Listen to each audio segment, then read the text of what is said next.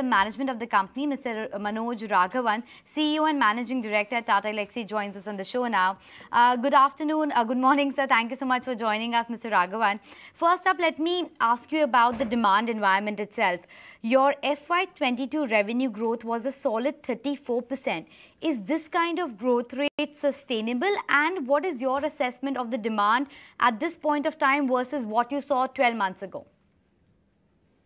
Good morning and good morning to your viewers. Yeah, we've had a pretty good, financial year. We ended the financial year upwards of 35% growth in revenues, and more importantly, a consistent quarter-on-quarter growth, right? Between 7 to 8%, right from Q1 up to Q4, right?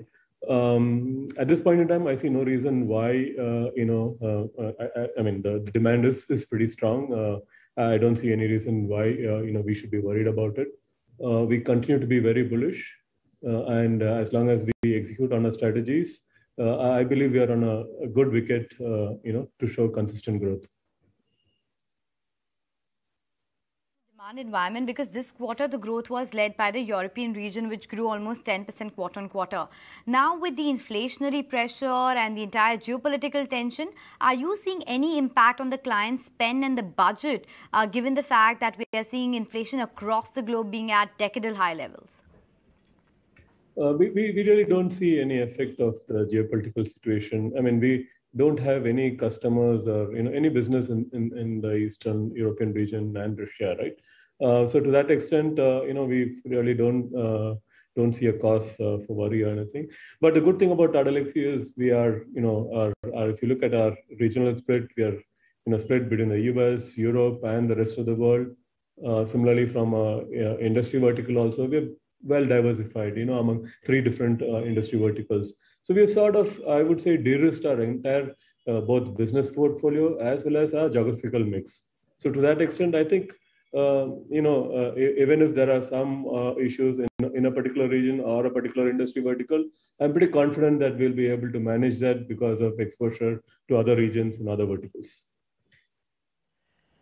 Good morning, Mr. Raghavan. I'm just going to digress a little bit from your earnings. This is Nantara Rai, and I wanted to start my interview with you asking you one question, which is, and I'm sure our viewers would like to know, what does the MD and CEO of Tata Elxsi think when he sees the share price? Because the share price, the way it has been moving, the way we've been talking about it this year, it was flirting with 9,000 rupees. Just look at the way it's up year to date. What do you make of that? Reflection of the earnings we're seeing today, or what is it? No, I don't really, understand this market and, why the share price is where it is and so on, right? What we are focused is, ensuring that, we deliver consistent results, right? So I would say, whatever you're seeing, whether the results, the price going up so high, I would say is a result of the, consistent performance quarter on quarter. And at the same time, we are engaging with the various stakeholders, our investors, a lot more, disclosures, a lot more, having those conversations on a regular basis. All of this, I would suggest, gives confidence to our investors that, they are in safe hands. Okay. So coming back then to the quarterly report card that has been put out, back to the business performance as well. Earlier you did say that, you're going to be seeing a growth in the automotive market. Is there any change on that front, just given the way the automotive market is performing, the slowdown that you see from everything from commodity inflation to whether it is, supply solution? Will that have a trickling down effect on Tata Elxsi, and what your plans were? Automotive industry, I think last financial year we did have a dip in the growth and so on, but this financial year, I think the growth has come back, and you would have, if you'd seen our performance over the last 3 quarters, it has been primarily led by the automotive, vertical. So we continue to clock, new deals. We continue to, grow our existing accounts, deeper mining of our existing accounts. Our existing large customers are very bullish about their business. And a lot more, projects coming our way. So I'm not really worried about, if the automotive industry is going to, go down or so. So at least I would say next 2 to 3 quarters, I don't see any of that affecting us. take regarding the profitability and the margin picture. You've ended Q4 with an EBITDA margin profile of 32.5%.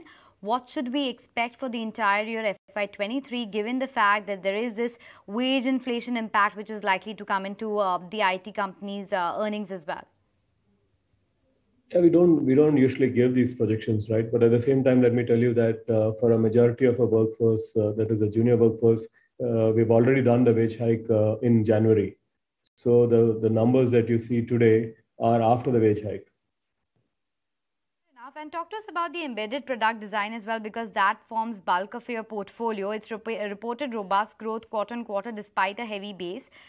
Is this growth rate also likely to continue? What are the key trends that you are seeing in this particular service space?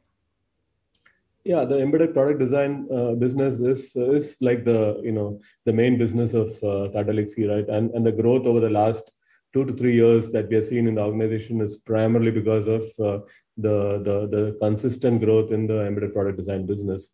Again, we focus on 3 verticals, the transportation business, the media and communication business, and the healthcare vertical. So what we look at it is over a period of 3 years, the business mix would be about 40-40-20, and that's where we are moving towards. Healthcare and medical has been the smallest business for us, but it has been growing very rapidly. I think the last financial year, we grew almost 70%, I think 66 or 67% over the previous year, right? So that will continue to lead our growth. As we discussed, automotive, business, I don't see a slowdown happening, and I'm pretty bullish there also. Media communication has been a very steady business for us, clocking, very good returns, quarter on quarter. So I think EPD overall will continue to lead the growth for Tata Elxsi. What about attrition, Mr. Raghavan? We touched upon it very briefly. It's come in at almost 21%. I know the industry at large is grappling with attrition. You even have Elon Musk once taking to Twitter talking about engineers.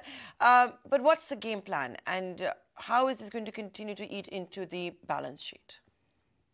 Yeah, attrition is a concern. I mean, any IT leader, right? That is a prime, sort of concern for him, on a day-to-day basis, right? So we track, attrition very closely. Yes, attrition has shot up to, slightly about 20%. But I think as compared to a lot of our competition and the larger industry, I think we are still in a better place. I would say, I wouldn't say much better place, but definitely a better place.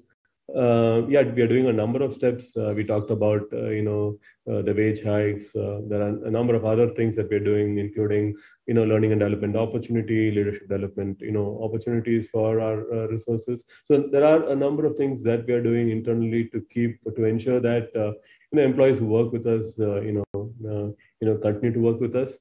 The challenge for us, has been during this pandemic time. I mean, when majority of our employees have been working from home, so we see that a lot of our employees, if you analyze the attrition that is happening, I would say about 50-60% of the people who are leaving us have joined us in the last 6 or 12 months.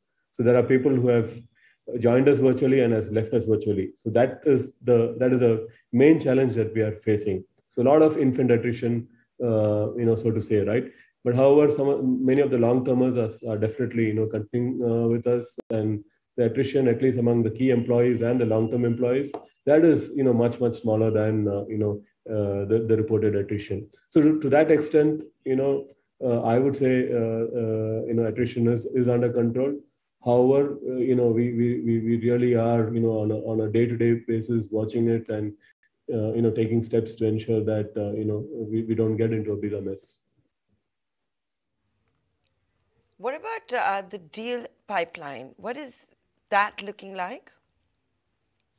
We have the deal pipeline. The demand situation has never been stronger, over the many quarters, right? So I have absolutely no concerns on that front. The sales engine is rocking. We've ramped up our sales engine, over the last 4 quarters, and that's really delivering, results for us. The challenge for us would be to ensure that, we service all the requirements that are coming our way, with the attrition and with the hiring situation, right? So that, if you ask me, demand is not an issue. Supply is definitely an issue, and we need to figure out ways to address that. Manoj, we'll let you go on that note. Thank you so much for joining us. So demand is